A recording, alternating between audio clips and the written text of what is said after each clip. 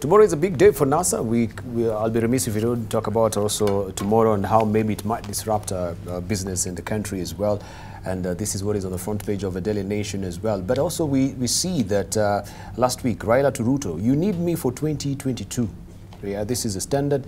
On the smart screen, of course, you can read today's Daily Nation as well, that flares are bound to happen. That is not to say that tomorrow it will be a smooth sailing day as well.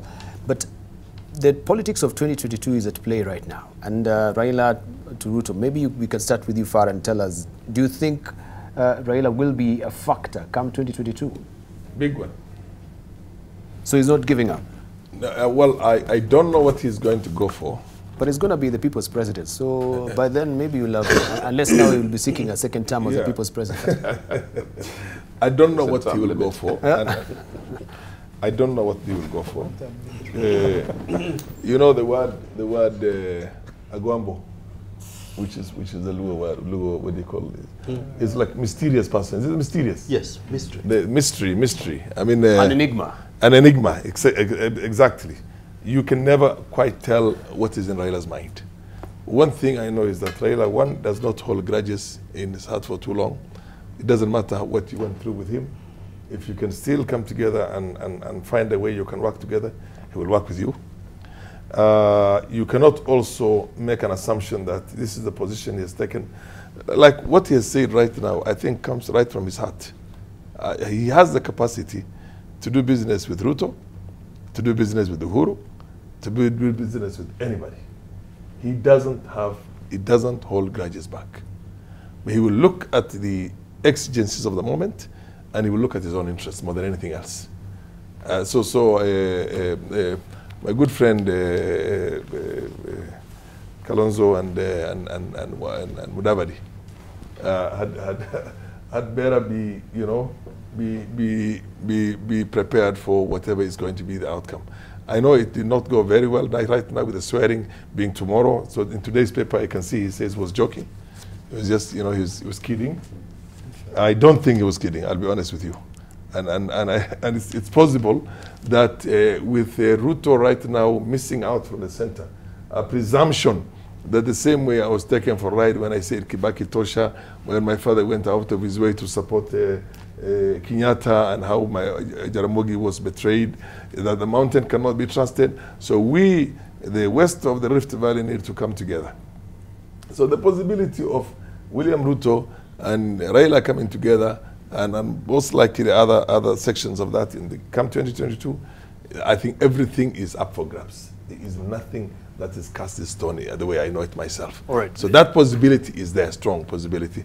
And by the way, Ruto has now is no longer in that center, and is more likely to assume that he cannot take for granted the support of the mountain region. So that thing is there.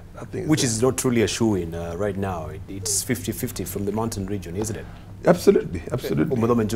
Yeah. Well, I don't want to You're not going full Monty for factor in Mount Kenya region, but I want to comment on the fact that Raila is a very good politician, and definitely one of the worst things you can do in politics, if you really want to remain, is to disappear from the scene. It doesn't matter whether it's positive or negative. And I think right now Raila Odinga has realized that he may not be able to run again, neither can he recoup the opportunity that's lost in terms of being the president of this country. But since he has numbers that are really substantial, I'm not saying that they are enormous numbers, he still has followers. He has to remain relevant. And one of the ways to remain relevant is to ensure that he even projects into 2022 and see what role he can be able to play. And that is why what he said about Ruto not being able to win without his support, it was not a slip of the tongue. That must be a second plan that he has in his mind. After these theatrics of swearing in are over, then what next? Because there's a long period all the way to 2022. There has to be something happening before that. Right. But about tomorrow, I have said on this bench again, and I'll repeat it again. The worst thing that this nation can do, or the government, is to try and stop Raila Odinga from being being sworn in. Let it happen. Let it happen. Then what happens on 31st after he has been sworn in? He'll still get sworn in, go back to his house, and life continues. Because the more we keep on postponing this thing is what really creates tension in this country. Thank you. However, what the securities have to be aware about is people who will take advantage of this activity to be able to bring chaos and mayhem and looting in this country, especially in the city. Thank you. And that is a very pertinent issue as far as the venue is concerned. Right. Are we likely maybe to get a conservatory order from the court, because we had the lobby group, that is Bunge la Wananchi, going to court seeking a conservatory order to stop the swearing in of Raila Odinga happening, right? It's unlikely. Well, I can't say matters of judicial nature are very... Yes. It can go either way. I mean, one is likely to ask, what is the offense being committed? I mean, there has been this explanation that the swearing in is treason and all that. There are those who argue that there's nothing treasonable in their actions, because after all, they have colored their whole line of thinking and activity to something different from the the prescribed process in the Constitution.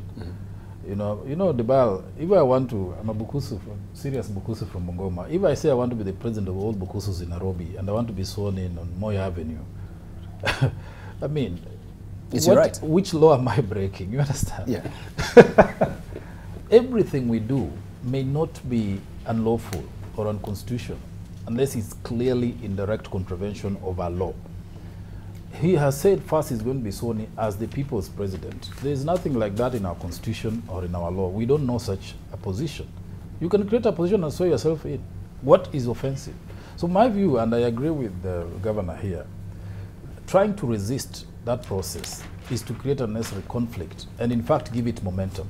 This matter needs to be resolved once and for all. If NASA has decided they want the climax of their process is a swearing in order to fulfill the aspirations of those people who didn't take part in the October 26th election, yes, and it's a debt they owe them, let them do it so that the matter is resolved. The state and the police should secure city, property and lives and make sure that process happens and they move on. Thank you. That would be my view. Thank you. Debarl, very briefly as we're winding up. In terms of the swearing in tomorrow, my stand has been very clear on this, that I'm not too sure it's something that's necessary. And listen to some of the NASA handlers who say, no, we'll take over the instruments of state. You know, I've seen some of them talk on TV. It's a little more than what my brother David is trying to portray it to be. But that be as it may, if it can be avoided, that would be the best for this country. Maybe postpone. We are burying a major archbishop in Nyanza. In his honor, maybe we would postpone to give dialogue a chance. That would be the ideal. But if it has to go on like it seems set, let the state apparatus stay away. Thank you. But I wanted just, in terms of Article 232, the appointment that Senator Pogisu was saying that the government president appoints people from the backyard. It's in violation of Article 232 in terms of inclusion and also our national values, Article 10, equity and so on. Thank you. We need to heal the country. Thank you. In other countries, people swear themselves backdoor. In this case, Raila has come out in the open, and NASA has organized themselves, let you know the program, even decide the venue. This is something different. This is where we should not really look at it so badly, because these are the only people who want to do it in broad daylight. And you know that it is not going to overthrow the Constitution. They are not going to assume any office.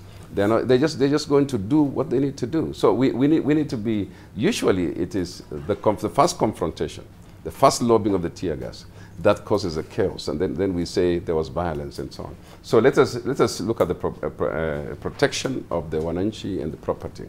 I heard my Archbishop yesterday, Archbishop of the Anglican Church, say, let them be sworn in. And I think that comes from some kind of consultation. I'm sure that the religious community seems to say that this is okay, as long as we can secure our country. Right.